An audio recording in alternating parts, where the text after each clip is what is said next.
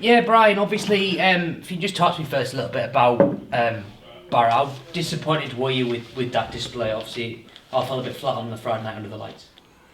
We were all disappointed, but when you look at the pictures, it's all fixable. I suppose that everybody gets involved in projecting what we are, and I've spoken about this before. I don't. I concentrate week by week. They got themselves a point. They played exactly the way we thought they'd play. Jagged a few tries, and other than the first half one, I thought the other two there was an element of luck for them. So and we didn't play well with the ball in attack. So that's probably the main area of concern for us. Yeah. I thought we defended okay, but we didn't give ourselves a chance by some of the things we were trying to do instead of the sums of things that we practiced to do. So that was the lesson. And a reinforcement about this championship division. It's you underestimate anybody or don't pay any attention and get your backside slapped. Like you said, they played how you kind of expected them to play. Does that make it more disappointing, particularly with the attack, that you kind of knew what was coming and you still sort of didn't deal with it or bar up? So no. It's there's no solace in the fact that we knew how they were going to play. The issue is we knew how they were going to play and we didn't play the way that we wanted to play. That's the reality of tactically what went on. And part was that because of them, part was that because of what we were doing to ourselves, i.e. ball control area and getting to the right parts of the field to do the things that we wanted to do. I thought the effort was outstanding again because, other than the first try, the offload that we didn't quite respond to properly. It's difficult to criticise a group that are working that hard. We did some good things defensively. Clearly, and you're picking up on the fact that I thought our issue was with the ball. If you don't look after the ball, you can't do anything. The fact that we got quite a lot of ball in the last 15 minutes and we didn't get over the line was a disappointment for us. And in attack, a few people have criticised, said, not me of course, saying it felt a bit one-dimensional. What do you make of that? Do you want to see a bit more invention in the attack, or what do you think did go wrong in the attack? I think if you were watching an under-10s game, you'd have thought they were the best team in the world, like the Harlem Globetrotters, it was going coast to coast. But unfortunately, on our field particularly, and the teams that we face, unless you do something to a defender and make a defender stop so you can preserve space rather than create it, then you're not going to get any points. And that was our difficulty was we were trying to, I wouldn't even say entertain, we were trying to run around people and rather than do the right thing and sometimes run through people. Yeah, and obviously you missing a big player in Franklin who was concussed. Obviously, how is he doing and how are Eben and Fords have suffered a bit, Eben suffered, Ty suffered. How are they doing? We know Tom's out for a long time, but how are those three doing? Well, Ty will be a number of weeks still. 6 or 7 weeks with his cheekbone. Clearly we know about Tom, as you've mentioned. George Tafua is going to be at least another 3 months, so we know about that one. Franklin should be okay this week. Eben, I don't think he'll be right this week, but we're hopeful he'll be ready for the Sheffield game. Absolutely, and obviously you've got Featherstone coming up, Brian. Obviously they'll be very disappointed with their start of the season. What do you think is going to come of that game, obviously, to get them to a team expect to be high up? You've been good, but they had a couple of tricky games. They've had a really tricky start. Do you think there'll be pressure on both sides, or pressure on them particularly, or do you make of Sunday? Clash of the losers, eh? I don't think it's quite that bad after 4 rounds. Yeah. I think everybody goes through a sticky patch in the season. Theirs happens to be now. Our difficulty is on the back of the euphoria of the start. I think the reality check came in last Friday for sure, the proper one. Although we sent a reminder if that's the case after, but we've had some good performances and we've had some gutsy performances. We'll definitely need a gutsy performance on Sunday at Featherstone Post Office Road. But I think it's about us improving again. It's about us holding our nerve. There's been a lot of rubbish spoken about all the teams in that division. You just got to get yourself into a place where you're playing well, and then a lot of things can happen. No result is terminal at all at this stage, but would it give you a welcome shot in the arm if you were to sort of go there and win after a couple of tricky weeks? Well, let's go there and perform that we haven't done for a while and rectify some of the things that we're identifying in the reviews. They say the same things as me, they see the same things as me, so that we know the issues, and I think we're just going to do something about it this week. No, definitely. And obviously, it had been a place notorious over the last sort of decade for Bulls not doing well, but it was a brilliant win there last year. How, obviously, quite a few of us asked them, how big a shot in the arm could that give them that they got that one off the back a little bit last year? Like, yeah, we can go first, so we can put in a great performance and we can win. Well, the reality of our team is we can go anywhere and win. But the flip side of that coin is we can go anywhere and lose. It's about respecting the opposition and respecting the game of rugby league. We can't play the way that some of us want to play and expect to win every week. We'll jack the odd game, but we'll lose more than we want. So I just think a reinforcement of what helps them win games, because they're out there doing it.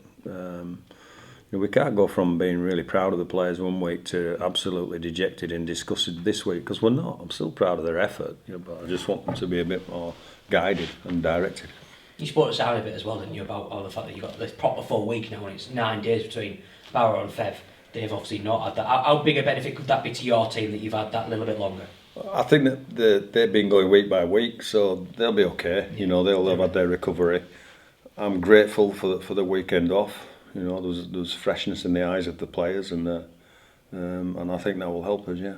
And you spoke aside just finally about the lads all came through Barrow. Is that still the case, or are there people you might want to check over that you weren't sure about after Friday night's game? I think we're okay. I was just going through the injury roster. A couple didn't train on Monday, but we don't think it's anything serious. We're hoping they'll train tonight. So yeah, we've got whatever we've got on deck. We've got on deck. Franklin's back in the mix as well. Brilliant, cheers, Brad. Thank you. Couple of seconds, Mac, and then... Yeah, no worries. All good. All right. Cheers, Mac. Whatever you're ready, Mac. Brian, your thoughts and reflections on that defeat to Barrow Friday gone? Disappointed. Absolutely disappointed, because as the game went on and went on and went on, you knew it was in danger of not going your way. But I have to say, when we went 10-6, 10-8 up, 15 minutes into the second half, I thought we would have managed the game a little bit better than we did. And it was because of us that we didn't come away with the score. I never once felt threatened by what they were doing with the ball. I never felt once threatened by anything they were trying to do or were trying to get to do. I felt more threatened by what we weren't doing, and some of the ways we gave the ball away cheaply. So we need to learn that lesson really quick, I think, and I think the pennies dropped now. I think they understand the nature that we've got 8 new blokes into this team, and the nature of this competition particularly is, if you're undercooked, or undercooked mentally, or in your preparation, or your ability to scrap the ball on the floor, or your ability to, somebody will jag a try against you, and that gives them the belief that they can achieve something, and that's what we did. The more errors we made, the more they grew, and the more times we didn't execute plays in attack, they grew, and so had all the ingredients of one of those nights. Against Salford in the previous game, you highlighted the attitude, the character, the commitment of the side. Did you see that against Barrow on Friday? Yes, absolutely. I thought they jagged a couple of tries in the second half. One from a ricochet kick down a short side. A couple of people could have done a bit better. And then Ock drops a ball cold, which you don't expect, because he's not been doing that. He's been one of our best players. And they jagged a try. So it's difficult to... We don't all of a sudden become a disappointingly unenthusiastic team overnight. It was different reasons. The energy was there. You can't play that kind of defence, and we still did too much, by the way, and not have effort from your team. You've talked about the team self-exploding with errors and penalties. How do you plan to address these reoccurring, or what appear to be reoccurring issues? Well, sometimes it takes a little bit longer for the lesson to be learned, and I'm hoping that's the case. If they continue, then clearly there's other strategies you can use, but I'm quite happy that the players have accepted that we're hurting ourselves. I don't think anybody wants to play that way. I don't think anybody wants to be in a position where, what do I do that for? So I think there's a mental application from all of us, and a reminder from the coaching staff that this is a tough competition, and you need to be on your game every week. So will it be an emphasis? And certainly in practices we'll look at that, and certainly we'll have a different strategy maybe when things go wrong in practice. So yeah, I'm looking forward to not an error-free game, because you never get that, but a game where we can make the amount of errors where we can compete for sure. When you look at those sort of individual errors, I'm probably focusing on the ones from Wonga Blake and Jada Knockingbar in the second half, allowing the ball to bounce, which resulted in a try. Have you done much work with those players individually on those individual errors, which ultimately were a contributing factor in harming the side? Well, they weren't on their own, and we have to understand that all the players have that responsibility. What could other players have done to maybe help out in that situation? So that's the things we talked about. Nobody does it intentionally in this team, so you have to take that. I always lean on the positive, that they understand what's gone on. Clearly things are pointed out to lots of people, not just those two. But Jaden and Blake have been our best players this year, on and off, throughout the start of this season. So, and our most enthusiastic, and the people that carry the ball the most, and the people that create the most chances. So you'd really be throwing the baby out with the bathwater if you focus on that 1% thing. When you look at some of the tries, Brian, that have been conceded, certainly the Josh Wood effort, the offload from Ellis Hobson, they do look very, very soft. Would you like to see more pride in that Bradford defence? I thought we defended okay on Friday. Other than that, which was a disappointment because we spoke about offloads the week before, and we've pointed out to the people who we thought were responsible there, we do have a responsibility. I would agree with you, that's a soft try. I'm not decrying away from that. Nobody likes to give away soft tries. And we just got to hope that the coaching that we give them reinforces that. I'm sure it will. Other bits and ricochets happen in games. As I say, I thought we did enough. We defended well enough, had our attack been a whole lot better than it was. We had plenty of opportunities. When we went down, the one scored towards the end, I was pretty confident we could get to the other end and score. But we were just seeing all the spaces out on the fringes and trying to pass to the spaces rather than to preserve that space and create some opportunities. I know we've touched on this before, Brian, but when you speak to the players after the game, it's clear to me that they understand, the high error count, the penalty count, the errors, self-exploding as you've described, are really hurting and the side, and the ability to maintain, control that momentum in that game. In terms of that accountability, I know it don't want to sound like a broken record, but you can't keep hearing that, if that makes sense. Well, we have an understanding group, and I keep pointing out after round 4, it's still learning about each other, and it's still a new group.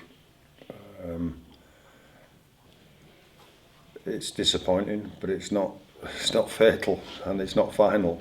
So I really like to look at the positives in the fact that we were a whole lot more energetic, got to the right parts of the field, then didn't do anything with it. But at least we're getting to the right parts of the field at the moment. We clearly need some more game management, and we've spoken as a group and as individual units as to how that can happen. And yeah, you're not wrong, some people need to take a little bit of responsibility, so we're hoping they will this week. Since you've come back to the Bulls, you've always had your thoughts align with the tendency to focus on progress. What positives, Brian, when you've done your review, when you've spoken to the team, what positives do you take out of that performance? Well, many people focus on the negatives and we'll look at that game, but we did kick the ball a little bit better than we did against Salford. We actually got out of our own half this time, so there's lots of improvements there. We got ourselves to a point where we were attacking for lengthy periods of times in the second half, which again, I've already alluded to the fact that we didn't attack well enough or create enough problems for them. And I generally still think that we're coming to terms with how we should kick the ball at their end of the field. So we're looking at that to being a bit better there. and we're looking about what we do and to get that end of the field. Defensively, it's an effort game and it's an attitude game. And did we get outdone there? No, I don't think we did. I think everything that Barrow did, we were expecting, so we maybe got a little bit frustrated with some of the tactics. And we need to refocus and understand it's about our focus when these things are going on, and don't get frustrated, because you just get distracted. I know you've touched a little bit on this already, but in that second half against Barrow, certainly in what was probably the middle to final quarter, there was a lot of Bradford ball on that Barrow line, but you couldn't convert those opportunities. Is that something you've looked at, sprinkled a bit of focus on this week? Yeah. I don't want not too much elaboration about that, but we didn't. I mentioned it before. We didn't attack well, and we need to attack a certain way when we're playing at Odsal, and we didn't. So I think we're aware of that, and I think there's a commitment from the group every week to get better. So let's look for an improvement this week. On James Meadows and Joe Keys, I think that on Friday was only their 5th full game together. Obviously, Brian, there's a lot of positives and strong in places, but there is perhaps a feeling that there is that kind of lack of creative spark, fluency at this stage of the season. Do you remain convinced that that will develop over time and reach the high standards that clearly you've set for the Bradford Bulls? Yeah, I'm hoping so, definitely. I do believe in what they both can do. They're both talented players. We've had an element of disruption with the loss of Tom Holmes. It was part and parcel of that, but now we've got a really good bloke in Luke Hooley who understands what we're trying to do. I think it's difficult not to take away from the nines as well. It's a commitment. That spine that runs a team is a group, and it has to work like a group and not as individuals. Now at times this year they've worked as individuals and tried to show their individual brilliance and the reason why they're here, but that doesn't work on your own. It's really, rugby league's the ultimate team sport, and so there's elements of connection right across the field that we know will get better, and that's why I'm not overly concerned at the start of the year about the fluidity that we don't have at the moment. That will come for all the reasons you've alluded to and all the reasons I know that they're putting in. Have you had to focus on the team's morale, Brian, at all after a 3rd straight loss? I know post-match against Barrow you mentioned, in the comments about losing becoming habit forming. Yeah, and so is winning. We saw that. So we need to break that cycle, and generally in my experience in this game, your cycle's broken the other way by hard work. You have to take the hard path, and the hard path is determination in practice, determination to do the things that we want to do, and not looking for easy options, because there aren't any. And then when you roll one team, you'll roll another team and another team, and the opposite becomes true, because winning's a habit as well. So it's you've got to roll your sleeves up and take the hard route for sure. That game on Friday against Barrow, I think there was 5 or 6 players, what you'd constitute first team, missing, probably the most exposed Bradford have been so far this season. Is there any positive news to the team this week in terms of any of those players potentially coming back? Well, I think Franklin will play, but I think he's the only one. I'm scratching my head for anybody else. Ebenskir's an outside chance, and he would be given that chance should he come through the practices that we have for him. But just Franklin, really. Franklin coming back, big powerhouse, gives you a bit of optimism this weekend. I'm always optimistic. The game of rugby league is amazingly, and everybody can. What happens with people is they get involved in projections, and they're projecting at the future. You really got to live in the moment, and that's a mantra for this team. Otherwise, fear grips you. Everybody has fear. I mean, everybody. It's those that say they don't have fear of some description are lying to the back teeth. Trust me. Everybody has fear, and it's the way you approach fear, tackle it, and understand that if you play in the moment and don't project into the future about what might be, then generally things turn around. What's your expectations for your team, your side, facing Featherstone Rovers this weekend? To play well, compete well, to challenge some of the things that we've been doing, and to play the way that we're practicing this week, taking good practices onto the field. And do you know what? That's not a guarantee or a gimme for a win either, because the opposition might be on their game as well. But what I would say is that if you know what you're going to do, one of the issues for us is we don't know what we're going to do sometimes. Well, we know what we're supposed to be doing, but it doesn't look that way. And you generally know what the opposition do, then you're a good chance. You know, you can create some opportunities. But if you don't pay attention to that and you don't go by that mantra, then it can be difficult for you. And you can still win, but it's one of those scruffy, horrible wins that you want to play better. So what I'm looking for this weekend is a competent performance. Post Office Road, Brian, a tough place to go at the best of times, but going into this weekend's game, both Bradford and Featherstone, they've lost their last 3 consecutive games. Yeah. Do you think there'll be a bit of an air of desperation in the air around this one? Both sides desperate to arrest those losing slumps? I wouldn't use the word desperate around us. It invokes panic, and it invokes that you're scared of the future. We're not scared of the future. We're scared of not performing well. So we have to challenge that. So I think it's a bit headline grabbing, which is probably your job, to talk about desperate. And we've got a good team. It hasn't played well at times this year. And that element of consistency, the element of being patient, really, kicking the ball the way that we want to do, and understanding that the championships are a hell of a competition if you don't rock up every week. So we're still trying to get a rhythm to what we're doing, and we're still trying to perform a whole lot better than we have been performing. I'm sure, I know Cookie pretty well, I'm sure they're talking about similar things. So I think the similarities between both teams is that we've both lost 3 and we both would love a win at the weekend. That goes without saying. But generally it comes with performing well or doing the things that maybe we haven't been doing. It is only round 5, but how much importance, or how important is it to you, Brian, that and your goal of seeing Bradford perform consistently in the league, is it that you do bounce back quickly from those losses to Toulouse, Salford and Barrow? Yeah, response is important for me. I thought we got a response after Toulouse at Salford. I thought we were a bit giddy against Barrow with the ball, but that game was a blueprint for many of the games we're going to face this year. So finding a way to win in that tussle was about performance rather than effort or attitude. The effort and attitude here I have no worries about.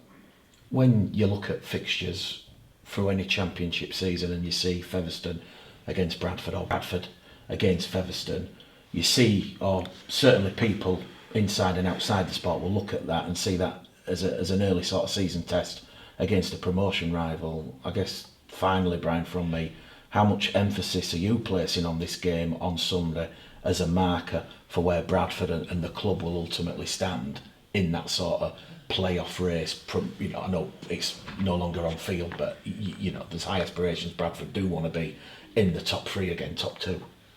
None. Not at round 5. I understand what you're saying. I'm not dull. Featherstone and Bradford is traditionally they're the 2 heavyweights slugging it out. I think there are 6 or 7 teams in the championship that can slug it out with each other.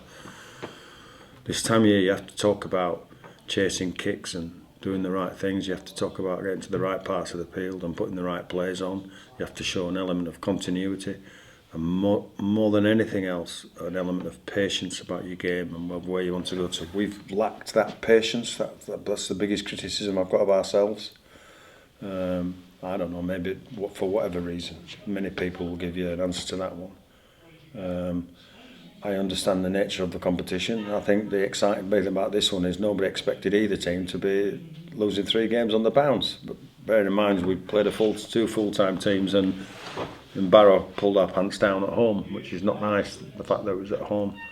So we go to Featherstone with a view to playing really well and don't the subcategory there is that, you know, that with that generally comes a win. But they're desperate, you know. So as you've pointed out, so they'll approach it in the calm manner that probably I am and that they want to. But let's see, it's going to be a dogfight, if you like. Yeah, I'm looking forward to it.